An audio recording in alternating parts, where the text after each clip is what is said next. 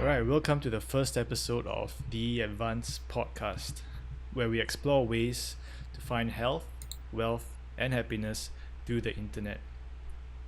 I'm YJ, and with me is my co host Prav. Hey everyone, hey YJ, thanks for having me today. No worries, I think it'll be a fun one because Yeah. today we'll be exploring the concept of leverage. And I think with that concept, we can first start with how we both came across the concept. And let's start, I think, with introducing the man who came up with it, Naval Ravikant. Prav, do you want to introduce him? Alright, so for example, I think we've all had our own inroads into how we discovered Naval.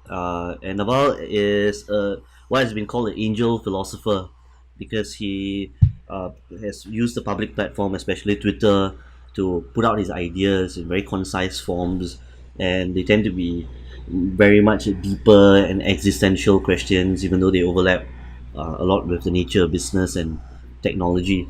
So he's built a steady audience there, but as a venture capitalist, he was more famous for founding, for example, AngelList, a platform that allows entrepreneurs and founders to connect.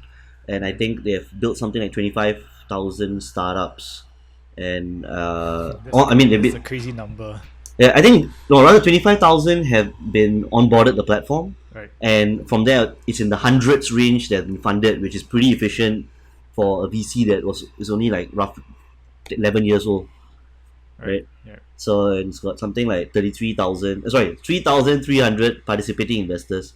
So Naval, I have to be very mindful of the magnitude because, for example, it's a misconception that he's a billionaire, and he Mm. tries to correct people that he's not. He's a millionaire, but let's be very clear that it's still in the high hundred millions. It's how many zeros difference is there? I think Maybe just one is, zero. is You there just know, 1 0? I have a feeling it's just a 1-0 situation. So, I think what we aim to explore, at least in this series, is to go through some of his more famous tweets, and in fact, we'll be kicking it off with his first tweet storm, Yep. which I think for most people was our first introduction to Naval. For myself, I discovered Naval through the Joe Rogan podcast, Right. where I found a lot of his ideas and his clarity very interesting. So, YJ, Right. where did you discover Naval? I've heard about him before, like whispers of Naval on the internet, but I really took my first deep dive into what he said was on an interview on Tim Ferriss podcast. Um, so I remember like I was at the gym. I was like, okay, what should I listen to? While I was boxing, and I turned on um, Tim Ferriss podcast, and Naval came on, and he talked about his tweet thread, which kicked off that whole concept of leverage, and it's also what we'll be exploring today. And that tweet thread is even the first line is something that grasps you at the start, like how to get rich without getting lucky. And I think maybe we can explore that line first, like Right. how to get Actually, rich without getting lucky. right. Like on a side note, I wanna just point out something also about Naval. Like, I think what led me to Naval Hmm. was that he was being suggested by a lot of people that I held in high regard. So like I was a like and I still am a follower of a lot of Nassim Taleb's work and thinking. I think he's one of the, the leading scientists and intellectuals on the planet. And then I saw that Naval puts him in. He seemed to have a certain affinity in Naval, and I realized that it's because of his worldview of deep thinkers that are emerging from practice from the private sector Mm, as opposed to theoreticians. right. So that's one thing. And then I realized that he was a big, uh, like he occasionally partnered with Scott Adams of the Oh, Dilbert comic series, right. and he would share like Scott Adam articles saying that like he reads a Scott Adam article every day at the start Okay. of his day. And so and I was also this following these two contrasting thinkers. So in case people don't know, Nassim Taleb and Scott Adams have blocked each other on Instagram. Oh, have they? Yeah, because they fell out a couple of years ago.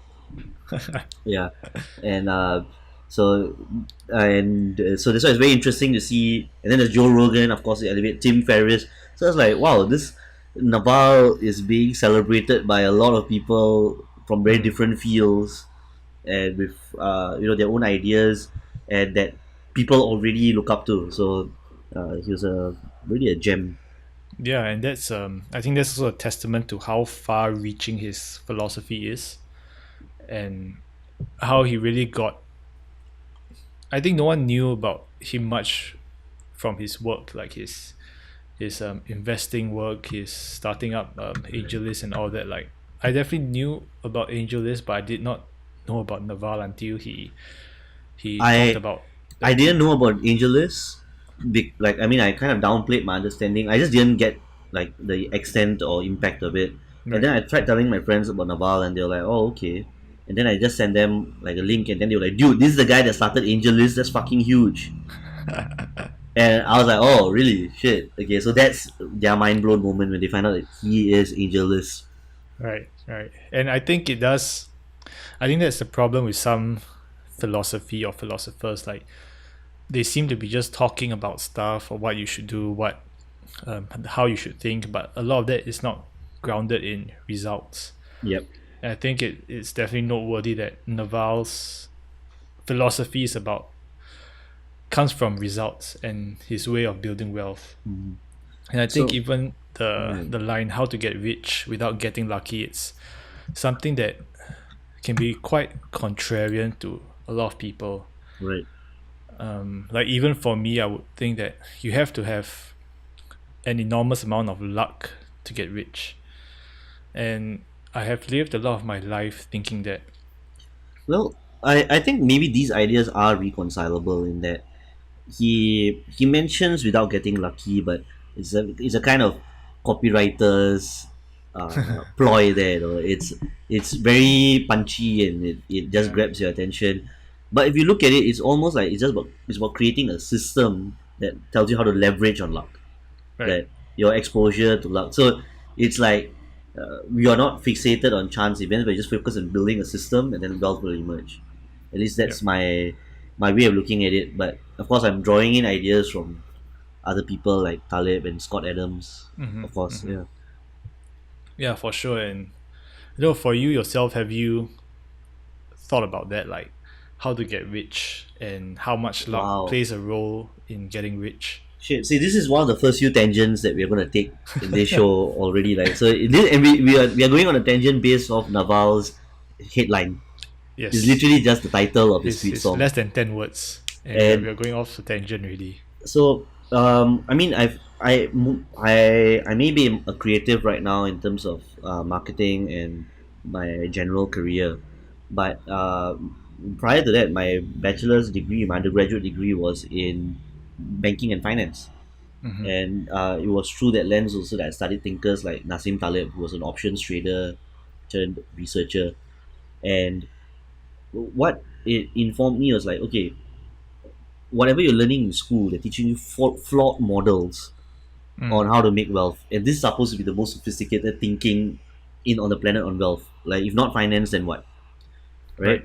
And right. so, what thinkers like Taleb exposed me to the idea was that it's largely about small bets with large payoffs. So you need to take Mm, small mm, bets. Like, that's the kind of model that Peter Thiel, the Silicon Valley investor, employs on a large scale. He wants his single payoff from like one company or startup that he invests in. The payoff must outweigh the entire size of the fund. So that allows him to just mm, bleed, bleed, bleed, bleed. But when he wins big, the payoff is larger than the value of the whole fund anyway. So it right. make more than makes up for the losses. So we want looking for that kind of explosive payoff. But then what I realized was that uh, more important than trying to find out ways to find wealth, I think it was more important to find something you're obsessed with. And actually, what people supporting these ideas, Naval, because Naval mentions this in even the Joe Rogan podcast, saying that for him, being an investor is play. It doesn't Mm, feel like work, and that's his competitive edge. Because whereas everyone is forcing themselves to do this, for him, it's effortless. And right. so the concept that I have consolidated from few ideas like flow and what he calls play, what Jordan Peterson calls, I think, sustained engagement. I think that's what he calls it, right? And the concepts of like the Tao and basically flow, right? And I said that I look at it, life must have this kind of effortless play element to it, Mm-hmm. or rather what I call obsessive play. Mm-hmm. Like you need to feel obsessed about something.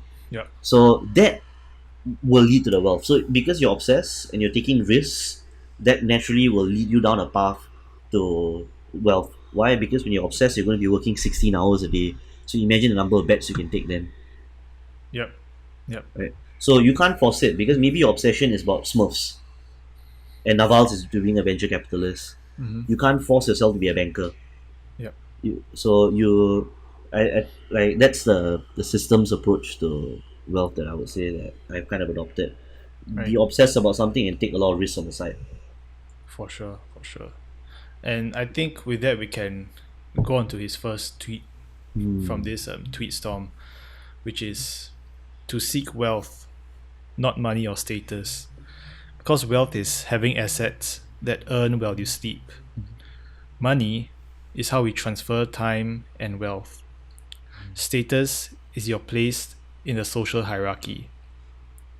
Any first thoughts on that since we are transitioning from wealth into wealth from what you said? I think because you would typically expect this kind of deep thinking, esoteric kind of guys, right? Like Naval would hate it, but I mean, if you can say something in language even borders on new age, like very, but but he's not. It's just he has a very spiritual kind of dimension to when he talks. Yeah. So it'd be shocking for him to say that seek wealth. The people are like, huh? Like I thought Mm-hmm. money is the root of all evil. Then he clarifies like it's not wealth. I mean, money is not wealth. Yeah. So then he talks about assets, and so he's like he really just very quickly just starts to reorder your thinking on a lot of things here. Mm-hmm. Mm-hmm. So what do you think about assets earning while you sleep? I think that is for me when I first read this and I first listened to it, I instantly thought like this is what the internet was made for earning while you sleep. Right. And Okay. it, yeah, Let's okay. see whether it gels with what I spoke about earlier, like the system that I tend to subscribe to. Mm. How do you believe that you can earn while you sleep? That my time and money are divorced. That is the main way because a lot of what I grew up seeing and experiencing and learning is that 9 to 5 equals to money, Right. and that is your time. And That's your very rich dad, poor dad kind of I've never read the life. book actually. Neither have I, and I don't think I Yeah, will. but I think because since I was younger, like that's what I saw my dad constantly do. Like he was not at home much when I was younger because he traveled a lot for work. But and when I asked like my mom or like my grandma, like why is he traveling so much? He says to make money, and that kind of got ingrained in my head. Like okay, time equals to money, and that equation is very hard to separate now. Even now in these times where we have almost all the tools to divorce time and money, but not many of us have attempted to do so that much. That is what came to my head when I first Do read this you tweet. have you what are the prominent examples of people who have done this or businesses that have done this that you can think of? They have divorced time and money. I think Maybe definitely you can one. use even Jack Butcher as an example, I suppose. Yeah, but let me just go not say lower, but more relatable, which is like e-commerce. E-commerce is definitely the main way, one of the best ways even now to earn money while you sleep. Hmm. I think like concepts like drop shipping were all the rage. Like you pay money to someone to handle the whole process, well you just sell the product, and they will process it for you while you sleep. Setting up But what happens in the end? The market becomes saturated, right? the market can become saturated. The product can products are hard unless you have something unique to stand out. And of course, to stand out now in the world where everything is saturated, it's not say impossible, but it takes a lot more effort. Got it. And I think we can talk about that in a future episode on what's needed to stand out. But I think now, especially with the internet, I've seen people starting to earn while they sleep, and I think it's a very positive trend that I'm seeing now. Even though it's not easy, but it's definitely, like Naval said, one way to create wealth. So, like, this is interesting because he divorced money and wealth here, and he reframes it as assets that appreciate without you actively kind of having to maintain or be involved as an business operator, Mm-hmm. maybe.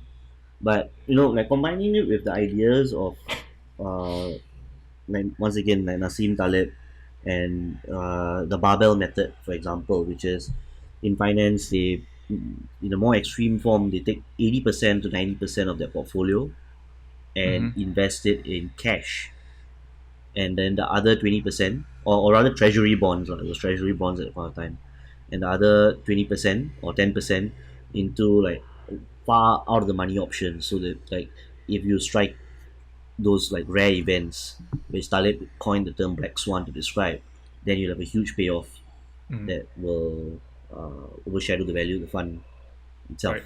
right? Right. So like, but that's the thing in the danger in putting it in like other assets like gold or even Bitcoin is that extremely risk averse, or like Talib kind of approach.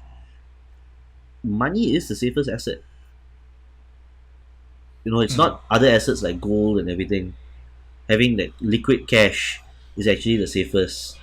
So uh, I even so if you think of him like having assets that are maybe multiple businesses or even drop shipping channels and all that, ultimately you're still open to the chance that boom, one day they go to zero, Right. right? So uh, maybe you can't say entirely disagree with his larger point or the spirit of the point he's trying to make, but Mm-hmm. I think if you look at it in a very nuanced look, you can really start to form your own ideas and start connecting it to other things, Other things such as like other concepts like what I mentioned, like the barbell method, for right. example, or how you should take risks. Because I think it sounds simple here. Maybe that's why I'm like a bit cautious. Because I think you still have to be very vigilant about uh, your exposure to Mm. things in terms Mm. of wealth and your Yeah. assets. Maybe There's I think one good way to think about this, which I'm starting to um, think about more and more, is that the term assets. And he said like wealth is having assets that earn while you sleep. And I think you think about the term assets and earn. Like what are you earning? mm, Like for example, I would say like a podcast. Like a podcast is an asset. mm-hmm, It's a creative asset. It's a digital asset. yeah, right. And what does that earn you while you sleep? So Because the best way to reframe what a podcast is, if it's an asset, it's actually a media company. So right. it's a company that's subordinate to the parent company. If it's like a company podcast, Mm-hmm. for Mm-hmm. example. Mm. So um, so like you were saying like it's an asset, and I'm like, yeah, in a very real sense, it's like literally owning a media company, and Yeah, the it's definitely an asset that not many people could have the past like 5 years ago or even thought of having. And what does it earn you? I think it earns you reputation, mhm, and it definitely gives you the ability to amplify your ideas and thoughts in no in almost no other way that's possible now. Um, and it's definitely one of the ways people can start thinking about how to earn while they sleep. Like it's not a lot of times it doesn't have to necessarily be earning money while you sleep. Although like you say, like it's definitely one of the um, key things mhm, to have a good life. But there are definitely other things you can start earning right, well with assets that you do not have to use money to buy. So like one thing is this podcast. That's why YouTubers are so popular. There are so many YouTubers because it's essentially earning while you sleep. Like us watching YouTubers from the States, we are literally giving them views while they are sleeping. And You're right. these are so many different ways that you can have assets that earn while you sleep. Mm, Not only in terms of money, but also in terms of your ideas, your thoughts, and your reputation. I like that. Yeah. And yeah, do you have any other thoughts on it? If not, we can move on Then to we can the move on next to the one. next one, which is the transfer of time and wealth. Is it? Yeah. Money is how we transfer time and wealth. Hmm. And I think that's definitely true. Um, Essentially, because this is what the way the world works. No matter what, this is money is the currency of our world. Like you talk about, you can think about, I think living life as a game in a lot of ways. It's definitely a real life game, Mm-hmm. um, and money is the currency to play the game. If you run out of money, you can't put in more tokens to start a new round to continue your game. So definitely, like you mentioned just now, that money is definitely a super important part of being successful. Yeah. And yeah, do you have any thoughts about the status part?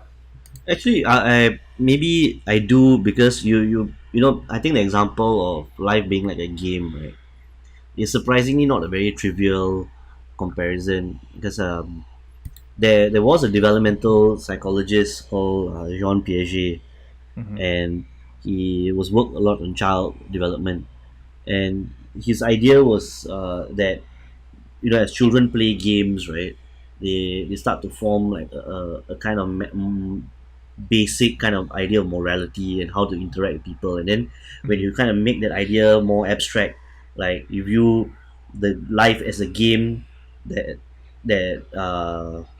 of which all other games are a subset, right, and you form a kind of meta morality. So in a lot of ways, our our view of the world is really like a game, because that's Mm. some of the fundamental small models of the world that we had when we were Yep. growing up. So we do look at the world in very game-like mechanics, and so I guess that's why sometimes like I feel like modern life has become more. Uh, we have become more machine-like as people, and in a weird way, it's because like we really do quantify our world like game mechanics, like how we look at status and rankings online. That's really a lot of how people like look at influencers. It's almost the same metrics they measure. Followers is like their scores, and then you have their status is determined by Mm. the size of those followers and likes and engagement. Yeah. So like I think maybe it does take a bit of active effort then to just think of a richer idea of life than just that it's a game. I think that would be the higher challenge. Whether you can transcend this idea that life is a game. I I think it's hard to transcend that idea because the mechanics are very similar, Mm. are almost too similar. But I think we can talk about winning the game and the ways you can win the game. That's when you can kind of transcend a way of thinking. Like how do you win the game? Do you trade time for money? Do you keep playing side quests that distract you from the main goal? And that and like usually all games have a main goal. Like for Pokemon, is catching all the Pokemon, getting all the badges. Um, I don't play many games, but like in sports, it's scoring the goals. And I read this. I saw this interesting idea recently. If you're talking about games, that a lot of the time, why people build businesses is because you can think about it as people are building their own game. They are building something where they know how to score, they know the rules, they've created the rules around the game, and they know how to score. Why I think people struggle a lot living life in like a modern society is we're all distracted by the side quests, Mm. and that we find it very hard to know the rules and knowing how to score. Because by building game in a way, your own business, your own way of living. You are creating the game, you are creating the rules, you are learning how to score by your own terms. right? I think that's quite an important concept to understand. Oh, interesting. So it's like you're not so much playing a game as much as you're creating it in a sense, because you're creating rules for yourself, how you actually evaluate your own status and like your idea of success. Yep, yep. I So think I it's think that's definitely in line with that idea of like transcending the main game. Like a lot of us, you're creating a single player game yes, for yourself where yeah, you will be the exactly, winner. and you can definitely make it multiplayer. Like get on help if you know that having additional player will help you score more. And that's when you hire people or you Right. collaborate partners. Like having you on as a co-host, I think will definitely score more, help me gain more Yeah. points. We are This is more a than game we are the creating. sum of our parts Yes, in that sense. yes, exactly, and I think a lot of people are starting to like kind of grasp that concept a lot more. Like I think a lot of us in Singapore, we talk about like the side hustle, the side projects, the passive incomes, and I think maybe we can all start thinking about it in games, like essentially creating your own game, like how the Americans took rugby and made it American football. They created their own game and they are scoring like 100 points on it Right. all the time. I think I can get behind that because what you said sounds very iterative. Mm, Like, as you're creating the game, then you're adding in more elements, and then you're figuring things out, and you're also like unearthing like deep principles about your own life, like what are the rules for your life in that sense mm, as you mm. play this game. And because my initial reservation for it was, uh, there's a concept called the ludic fallacy. uh, Ludic, like coming from the Latin word for games, Okay. right? And what the policy is, it was articulated by Taleb, says is that you, I think something along the lines of, if you model reality like you would a game, or rather that you can't model reality like you would a game because the fundamental properties of these two things are very different. So, for example, if I had a Mm, game of blackjack or roulette, I could considerably, by understanding the properties of the wood and the balls landing and whatever various forces and outcomes, I can kind of have a probability distribution for a game of roulette or a mm, game of chance like poker, mm. or or something that with very narrowly understandable properties. But the world is far more complex than that. We don't have the same kind of randomness. There's a kind of wild randomness in the world that we have big, large deviations Yep. in values and huge, like shocking events.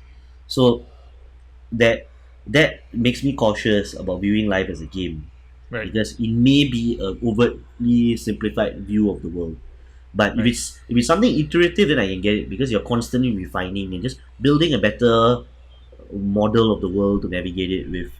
I think the danger would be like if you decide that this is my game and I'm living it and it ends here. Yeah. Yeah. I guess like you said, like it's important to incorporate that game into real life. And like we see in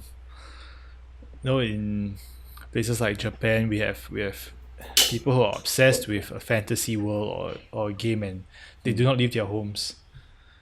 And or you see people stuck on their computer in the all those land shops, they are stuck in that game, they're plugged in, and that's because they are detached from, I think, what is happening around them. But definitely having creating your own game has to be played. It's like a layer on top of reality, Mm, not a new reality. It's just your game like layer I on can top of get the that. current reality. Right. And I mean, have you heard of things like long tail economics? Like the idea being that you can just probably sell to more niche audiences. Yep. That. The internet has allowed that. Like Amazon can sell rare books and all that a conventional small bookstore wouldn't have been able to. Mm, So, mm, likewise, the idea is that this globalized, more interconnected world, we can literally just live in the societies that we want to. in that sense, because the people we interact with can just be people with a similar worldview. Like you can live in a little game, shared game with Mm-hmm. others. I think that brings us to the next line here. The status is your place in the social hierarchy, Mm-hmm. and how you can actually just put yourself into places where you are at the top in terms of status, and there's just more advantages. You want to be the big fish in a small pond as far as you Yeah. can. Yeah. And that's an interesting point that you brought up because um, I was listening to this podcast and they talked about this marketing method called king making. And that's basically what the 30 under 30 list does, the Forbes Mm. list, the all these ranking lists, like, or even Michelin best restaurants. Like Michelin was a tire company Yeah. that is now associated with the best dining in the world. It's because they were kingmakers. They made a list of the best restaurants and Right. they made it they basically created their own game in a way, like a list like, hey, this we are a tire company but these are the best restaurants. And same as 30 under 30, like even though we is all you have to do to get on those lists are not it's not tough to get on those lists. You just have to pay a bit and be nominated and all that, but that's what got Forbes famous. And like I think like the New York people know about the New York Times more because of the bestseller list than the New York Times itself. And that's an interesting point that king making, it's a very valid business model. And but funnily enough, you brought up two things that I just saw tweets about. They were quite funny. Like one was like someone was explaining the distress when they first heard about the Michelin guide and the Mm-hmm. list of restaurants. It's like, wait, Michelin, the tire company? Nah, that can't be right. I'm idiotic. And then in the end, she found out that wait, it is the tire company. And then she said, now Yeah. I don't know what to believe about reality anymore. Right? And then the other one that I saw was, isn't it a bit suspicious that every author is a number one selling New York Times best selling author? Right. So maybe this is timely in that as like games can get gamed. You see anyone in Yep. the online system, they're all trying to hack it. Whether it's guys are using autoscopes in shooter games or people who in online games are like mining credits and stuff like that. So like what we say that marketers ruin everything, right? Mm-hmm. Because eventually people adapt. So if Instagram introduces DMs, marketers are going to exploit it until Instagram says, okay, you know what, we're going to create a general inbox so that you don't get spam, Right. right? Right. So people will game their will try to game the game. So, like they will try to change the conditions of the game or exploit it in some sense. Yeah, I think it's definitely human nature Mm-hmm. to to try and gain an advantage over others within the So game. like I think because since Naval always talks about status games, right? Mm. He's used that word before. I would like to hear like what are your thoughts on it, on status games and status as a whole? Actually, that is the part I understand the least about what he has said about status and the place in social hierarchies. I think because for He me, I've not really experienced much in it. Like it has not triggered much thought for me. Well, what about things like in Singapore where you see there are clearly people who are aspiring for status in the form of whatever vehicles they own. So you see young adults, right? Mm. They are not even pursuing like independence. They're not renting on their own simply because it makes no financial sense. Because I rather buckle down and then get that condo in the future while working my job and then aiming for career advancement. Because if I'm in a corporate or a bank or a lawyer or whatever, that's when I've arrived and that's when I feel like I'm special. So I see these things in Singapore. So have you always felt maybe very detached from ideas of status? Has it never bothered you? It not always. I think it was only very recently that I have been able to put in effort to detach myself from it. I think previously I've done status seeking a lot in terms of sneakers or clothing Right. or the type of phone I had. Um, and these are all signals of status. But more and more so, I think this comes with maturity and life as Right. well. That status seeking has not been something I am after. In terms of what, or in terms of the things I buy, it's become more of like convenience and a way of expression. Not so much status, but I do understand that status is one of the key things a lot of people are aiming for, especially when a society like Singapore, I would feel, has a great emphasis on it. I want to hear your thoughts on this, that perhaps maybe status, or rather the feeling of seeking status is unavoidable as a kind of human nature thing. So maybe while you may feel detached from status games, from society at large, but maybe within the pool of entrepreneurs or something, Mm, right, or online content creators, maybe these are the people whose validation or admiration that you want. Because I'm reminded, like, one of the first few philosophers that I followed when I was growing up, is like my teens, was uh, Daniel C. Dennett. He was a philosopher and a cognitive scientist, philosopher of mind. So he was one of the first few philosophers to really use Darwinian evolution as a explanatory kind of concept. mm, And so he was always very science leaning as a philosopher. And then there's another American philosopher called Richard Rorty, and so he is a very different kind of philosopher, a bit more postmodern in his mm, thinking. So like, uh, because everything is subjective as truth. So what is two plus two then? Is two plus two equals four a form of objective truth? So mm, he was that kind of thinker, like believing more in the subjectivity of truths. So in their interactions, Dennett confessed that he secretly he wanted the recognition of scientists, mm, like in his mm, work. Like mm, that's one of the driving things. And then Richard Rorty said that for him, it wasn't scientists, it was poets. Because mm, like when he grew up, his father, I think, was very literate, and he would show poems that he wrote as a teen to his father. The father would be like, this is rubbish. So like they grew up. So I mean, now I'm going a bit psychotherapeutic, right? But they both grew up seeking validation for people within a specific circle. So like, mm. even though they are the philosophers on the outside, like they were seeking validation from people and within a certain hierarchy. Right. So do you feel like there are certain circles that you are seeking validation from, even if you don't subscribe to the whole Singaporean status game? What A side question is, what would be the main difference between status and validation, or are they one of the same? I mean, status indicates your place in the hierarchy, right? Like Mm, what actually Naval wrote it here. Status is your place in the social right. hierarchy, Right. whereas validation is the intoxication that you receive, Right. right? Right. I I think yes. I do want to seek acceptance and also validation from my peers Mm, and whatever community I am a part of.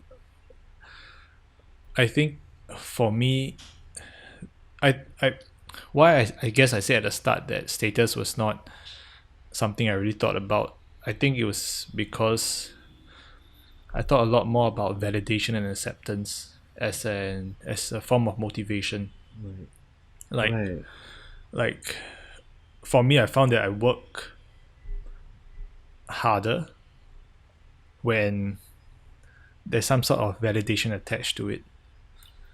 Like I know that by producing this work, someone will praise me. Mm, That has always been a form of motivation for me. right, right.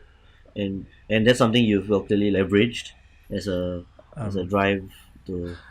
yes, I've been like I'm I do wonder whether it's any form of attention seeking, but I still do it because I know that the more validation I seek and the more I get, the more I will do. And I think that for me has to be the main thing that I have to do to Right. I to think make for something. I think for a start, the self awareness itself is very transformative. If you know that, you know what, I have this tendency to seek out validation, then you can go through the rough patches and you can maybe decide, if you will, to go deeper and see there's some healing that's required. Because you look at that with influencers and Instagram, those booty models, right? Maybe they want to actually churn out content, but the Mm, moment they put out the next post and it's 50 likes when they normally get 1,000 because they are not showing skin in it. The next post they may feel insecure and then like, okay, I want to go back to showing my ass yep. because Yeah. and because the validation is such a strong pull for them. Yeah. So I think the I less you need validation, the more power that you have. But maybe it's just human to have some validation seeking behavior. I think so, and I guess I haven't actively tried to detach myself from it. Although I wish I could at a certain point of time. Like I do try and find other ways to get motivated, but I find myself intrinsically leaning towards that. Like one example I can give is when I was in the army. So I was in guards, and they had this guards conversion course, Mm-hmm. and it's one of the toughest things I've ever done physically and mentally. But what kind of pushed me forward was that my friends and family can see that I'll be a guardsman. Mm. Not that because I'll protect the country or or anything else, or I can do like fun stuff like jump off a helicopter, but it was more of like these are what people will start seeing me as. and and it came naturally, like when it was like hot and I was like having a slight fever during the whole thing. I was like, that was what pushed me forward. Right. So I think it can be helpful, I mean, perhaps in certain circumstances. But for in parallel, like I too went through NS where I went through being an infantry section commander. Right, and then after that, you got posted to Guards conversion course, Mm, I imagine. So like mm, for me, I was sent to an infantry unit to become an infantry section commander there, and it's the same thing. Like where because like only the top 15% of cadets at that point of time from suspect mm, graduating the ASLC course would get posted to a combat unit like guards or infantry active units, and so there's always this like feeling of here, like like you're chasing some pride, but that throughout the NS, my deep insecurity is about not maybe going to OCS or whatever. It did plague me for a while, mm, and so that seeking of success and all, I did push myself insanely hard, and then I burnt out pretty badly mm, after mm. because it just became very uninteresting. Right. Whereas the rest of my peers who maybe were less ambitious in that regard, Mm-hmm. they settled very well into their roles and had fun and bonded with their peers. But for me, my mind was always on the prize, and Right. it made it more unhealthy for me as a motivator. Right. Right. And yeah, I think it's something to work on, trying to detach Mm. ourselves from. But yeah, I think it's a like you said, that self awareness is very important to Mm. have, and not to let it get you down. Right. I think even though it may motivate you, but I think it's more important to not let it bring you down. Because we're trying to navigate this thing about just really learning to love ourselves without judgment and with a lot of kindness, and so just accepting things like, yeah, you know what, I am really motivated by applause, I love it. That self-awareness also entails like being very loving and compassionate to us. Like I think one of the ideas that I would love to explore is something by Malcolm Gladwell, in his book David and Goliath, Mm-hmm. and he talks about essentially what you think as disadvantages may be becoming advantages.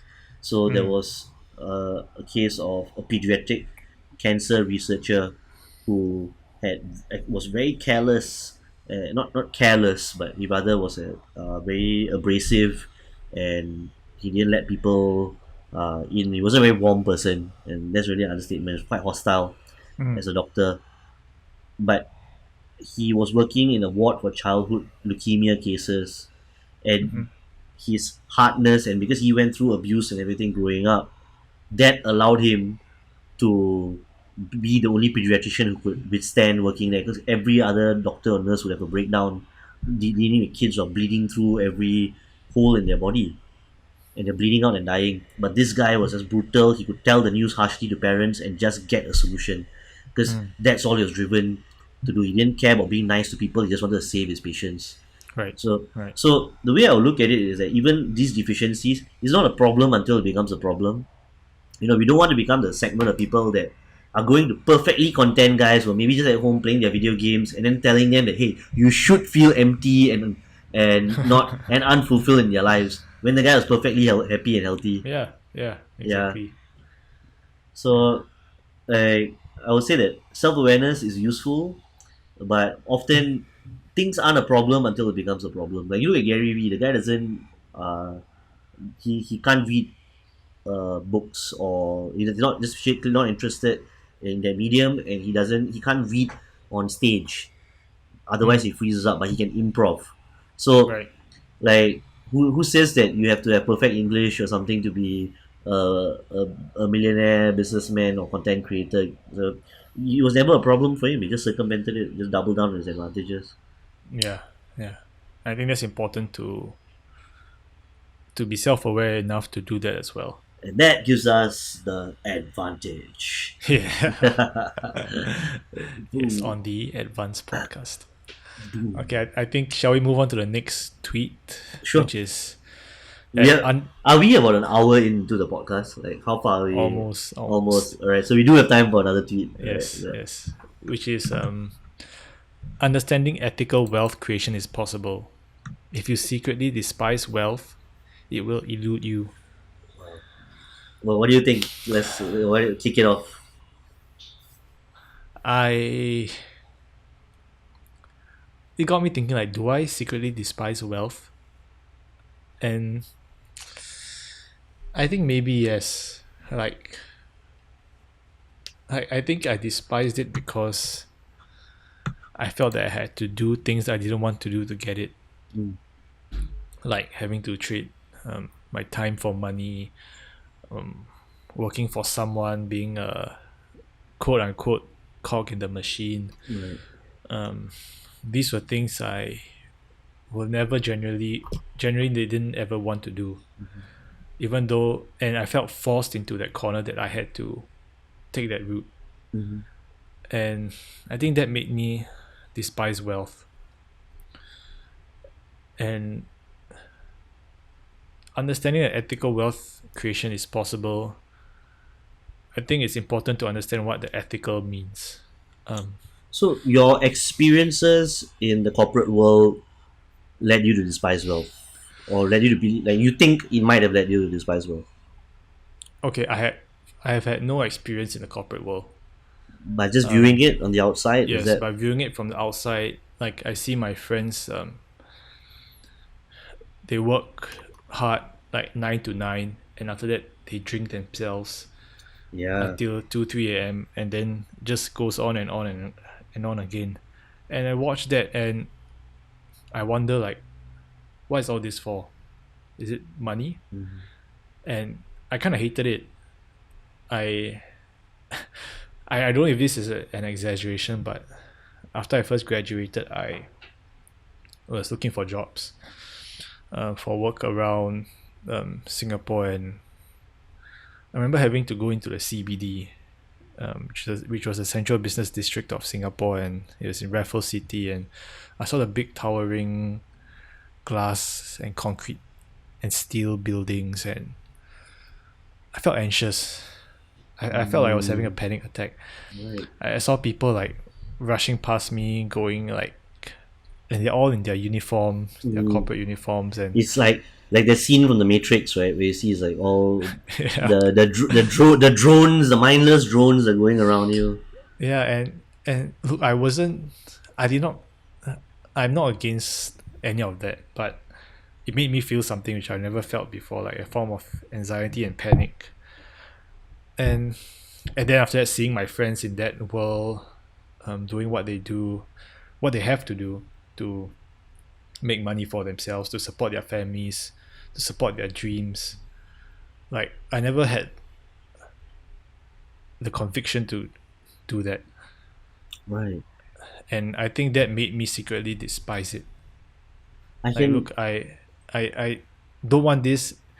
Like, I understand what it, how it helps people, yet I don't want it, and that made me hate it. I totally understand. Like, I think I have fallen into a similar pattern of behavior myself.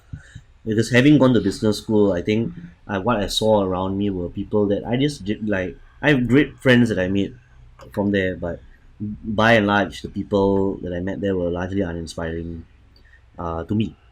And I think if your obsession, your idea of play is being in a financial environment and just rising up the banks and all that, more power to you.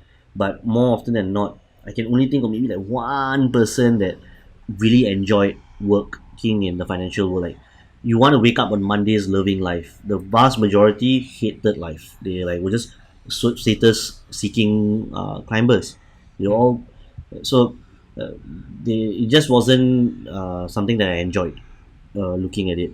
And Mm. I think on some level there was a bit of resentment, particularly because this is the second dimension that I want to talk about, where I was battling a lot of anxiety in school Mm. and exams. So a lot of it was just forced, and but I could never place the anxiety back then. Only in the last year, having gone through therapy and having a deeper understanding of my own psychology, do I like make more connections. And one of the things was that growing up, because of my family's experiences as a middle class family in Singapore, right? But also having had, so there are great financial opportunities. Like dad was working for SIA, my mom was in childcare.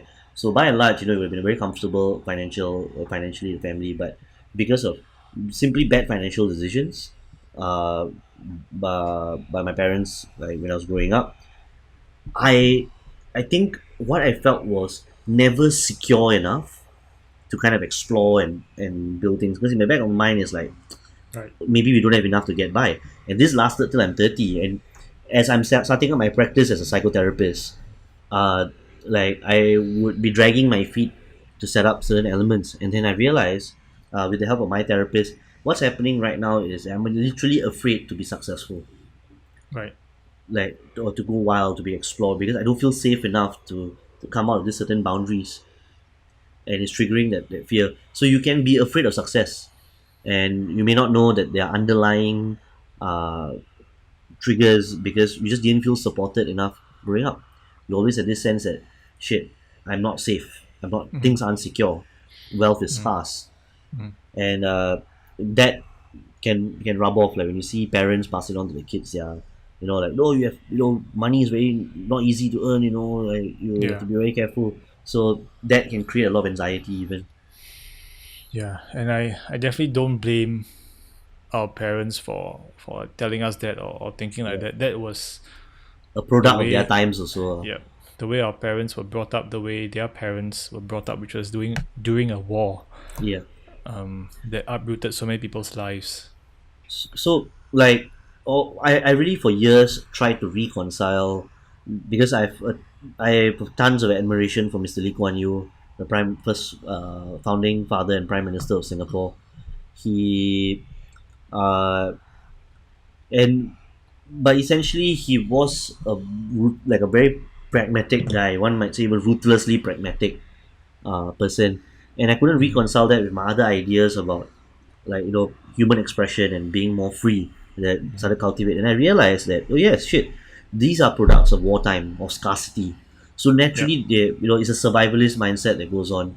We are hoping that maybe the generational traumas end with us and we don't pass it on, where kids don't uh, operate on a survival mode but on a thriving mode, where they're not feeling like the Mm. world or resources are being denied to them. Do you think if do you think people feel that if they start thinking of the world in terms of abundance, that they feel that it's unethical? Oh, I don't think they think it's unethical, but I don't think they feel safe thinking so. They're like, what if you're wrong? What if I'm wrong? Mm. What if I'm really scarce? Yeah. And then because then that requires you. Then it's like then you see the spiral. Then no one will love me. No one will admire me. But so it opens the gateway to like, but why do you need so much love and admiration? Why can't you like find the resources within yourself, not in other people? So it's a good gateway to explore, but Yeah. most people don't have the ability at the moment because it's years and years of habit. And I also think it's important to put into context what ethical wealth is. And I think for me, when I think about ethical wealth, I think of ethical in terms of how it fits into your ethics. Mm-hmm. And I think the life that you want. That's how Right. I view this term. Yeah. I think in case a lot of people can think that ethical means like um, don't kill the animals kind of Right. ethical. That's not what I think he meant as well. I think ethical wealth in terms of how can it sit with you for the rest of your Right. life. And I If think people underestimate how much your ethical views are a feeling within you also. Because there are certain things that within a business environment that may rub against your sense of ethics. Like number one, I, for example, in a business environment, I'm more of the view of being drawing a hard line in the sand and saying that nope, this is our brand. If you come to me, I'm offering you a solution. What you do with it is your problem, but I'm not gonna give you like four options, or I'm not gonna give you uh, your what you want mm, per se.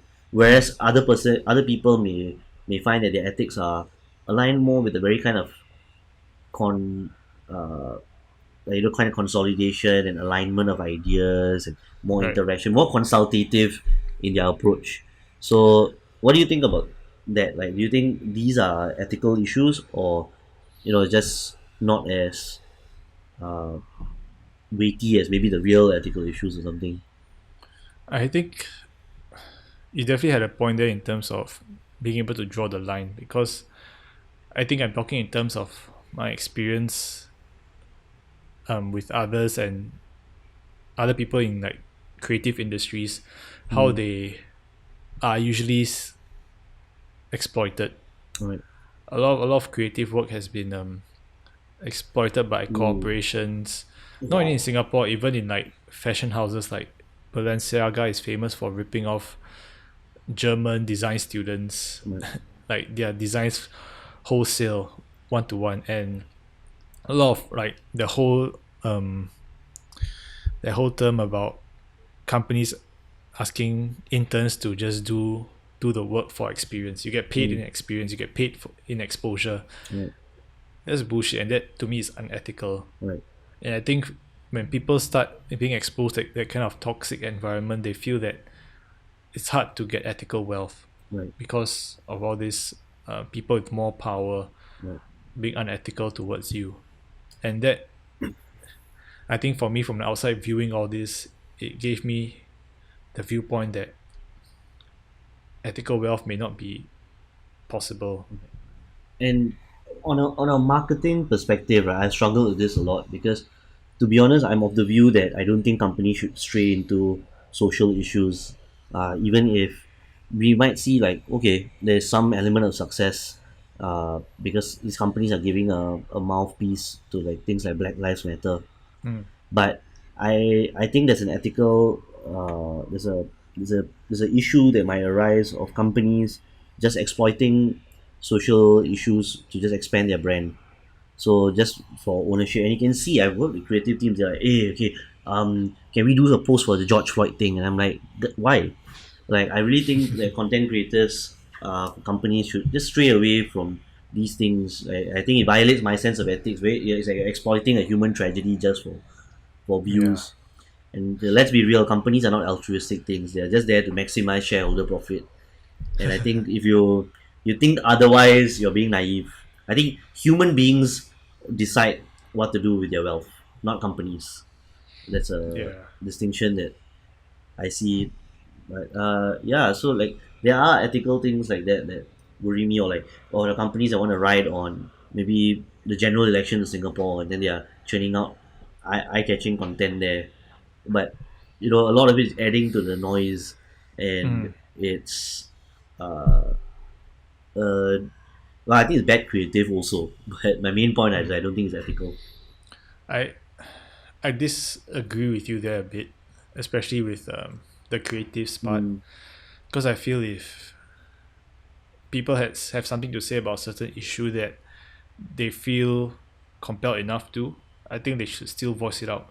I think people should, but not brands. Yes, brands. I agree with you that brands sometimes they should just not say anything. But I see that as a slippery slope for a lot of brands to go down if they don't do it well. Mm. I think they have to do it well with sensitivity and with empathy. If not, it'll be a very slippery slope. And being in companies, you need an exceptional person with that kind of ethical perspective or creative perspective. Mm, And most of the time, it's just people meeting deadlines. So, yeah, integrity is more needed in the business environment than anything. Like it's integrity yourself. Like you have to be able to like go to a business environment and speak your truth there yeah, or what you believe. yeah. And I think with that we can go on to I think our last tweet for Oh, this episode, right. which is I think we covered quite a bit of this. first two tweets. Yeah, Maybe you can do one more, which is the one after. ignore people playing status games because they gain status by attacking people playing wealth creation games. Okay, right. So it's a bit of a more nuanced point to some of the things that we spoke about earlier. Like Yeah. in my mind, I'm thinking about the phenomenon of like SJWs, perhaps attacking large corporates like Jeff Bezos or Amazon, Mhm. right? So uh, I can see it happening. People playing these games for to gain political status and all of that, but uh, I mean, what do you do when there are people out there who are doing exploitative kind of moves? I think just ignore them. like what Yeah, like what the tweet said. There's yeah. it's you can never the people will never run out trying to attack you. And Um you see in Singapore, I've seen people who basically put up like tweets and they're maybe prominent in the music scene or the influencer scene, like things like "eat the rich," and I'm like, what in Singapore? Why? Like it doesn't make sense. right. So they are playing status games because I think he's being coy here, like maybe trying to generalize it, but you can see that, in like people within intellectual circles or people who want to flex that they are particularly well read in communist literature or postmodernist critical theory kind of stuff, right? They do have a status game within that. There's some studies that show that uh, even the use of certain pronouns, not I don't think the one not the normal ones that we are aware of like they, the more neutral pronoun, or basically a lot of critical theory language operates as a status thing within their community. Mm, So the more the language you use, the more it displays like, oh, okay, this person knows his stuff. yeah. It's a signal, Yeah. right? So, but then naturally, these are also people who are then attacking the rich, because the idea of capitalists and wealth owners Mm, also mm. toxic. Yeah, I think people sometimes attack the wealthy because it gives them exposure. Um and I think it's definitely a consequence of the kind of age we are living in now. The Yeah, social media, the whatever angers people get the most likes. Whatever is the most controversial get the most eyeballs. yeah. And these are just games which I think people don't have to play. You're really literally playing into the attention game. Ooh, and the element that I want to add uh, on top of it, right, is the high idea of how it becomes a habit. There's this quote that is always attributed to, for some reason, attributed to Margaret Thatcher, and then Okay. well after it's like attributed to like Aquinas or these old like Christian philosophers. But I think it's just mostly a very good saying So a thought becomes a deed becomes a habit. So a habit Mm, becomes your character, and your character becomes your destiny. Something along those lines. And I believe that if you start playing these games, right? So I'll give you an example of like a local content creator that I know. I suspect that you know a lot of times people go into the media limelight because they want narcissistic attention, they want that ego validation, right? They want that narcissistic supply to so they can numb their own anxieties and their own pains, because these are people who are in pain. So they create mm, entire persona, and what happens is then people go like, "Wow, great! You're really a voice of the people," and they're like, "Huh, okay. Let me talk more about social issues next, and next, and next," and then they get hooked on the applause, the drug, the validation. So they then double down on it, and then they just become largely abrasive, and you see the content just becomes extremely polarized, mm, and that's how mm. quickly these addictions, as I call them, can take over. So you may be able to rationalize it, thinking like, "No, I'm doing this for a great, good and noble cause," but largely it maybe just be fueled by fear and pain And attention. and attention. Yeah. Um, it is a dangerous game, and I think people playing that game will have to be self-aware enough to know what are they playing for, or which side are they really on. Are they really on their own side or for the people? Like, why are you highlighting these issues and making the world a better place by doing that, or are you gaining more for yourself in terms of attention by creating controversy? They have to be self-aware enough for that. If either one is, I have nothing against either one. You play your own game, but I think if you can live with yourself, then Mm, you're kudos right. to you. Yep, you're right. If you can live with yourself, that's I think a great way to kind of end it off. Yeah, I think it was fun. It The was, first three and tweets. I think for the next one, we will be beginning with "You're not going to get rich renting out your time." Ooh, this So will be tune in. That'll a be fun one interesting. to go Yeah, into. yeah. So tune in next time. Yes, and to listeners of this first episode, thank you for tuning in. There are many more tweets that we have to go through, and I think yeah, tune in is going to be an interesting um, deep dive into Naval's tweet storm. Okay, I think thanks everyone for listening. Prav, any last words? Any final thoughts? Oh no, this was fun, and I really can't wait to dive deeper into Naval's ideas. I think the energy we have is great. Like the ideas we've been exploring. So I think Naval is really a generator of good conversation. So just remember to like and subscribe Yes, wherever.